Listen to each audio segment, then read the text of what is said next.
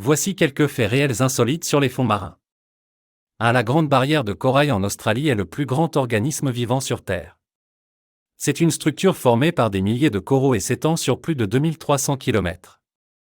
Ce site d'une étonnante diversité abrite des dizaines de milliers d'espèces marines et terrestres, dont beaucoup présentent une importance mondiale en termes de conservation. Cette étendue de récifs coralliens est d'une très grande complexité et comprend environ 400 espèces de coraux appartenant à 60 genres différents.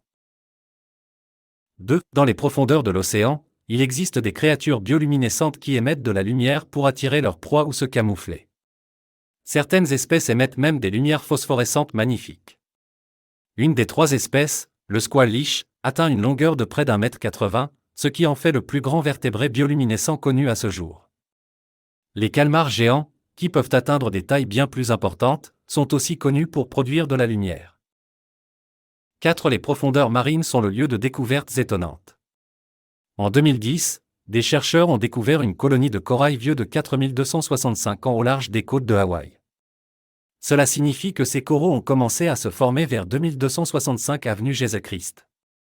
Les premiers fossiles de coraux durs remontent à environ 240 millions d'années, mais grâce à l'étude de l'ADN des espèces vivantes, il a été possible de montrer que les coraux durs sont plus anciens et remonteraient au Paléozoïque il y a 425 millions d'années. 5. L'océan abrite également des structures sous-marines étonnantes, comme les cheminées hydrothermales. Ces cheminées émettent de l'eau chaude et des minéraux, créant un écosystème unique et abritant des espèces adaptées à ces conditions extrêmes. Les cheminées hydrothermales sont des fissures ou des cheminées dans le fond de la mer qui dégagent de la chaleur en raison d'une activité souterraine, généralement de type volcanique. Ce sont également des oasis riches en nutriments pour la vie des fonds marins. De nombreuses bactéries s'y nourrissent de l'énergie chimique produite par le sulfure d'hydrogène qui s'échappe de ces cheminées, un processus appelé chimiosynthèse. J'espère que ces faits insolites sur les fonds marins vous ont intéressé. Abonnez-vous pour de nouvelles vidéos.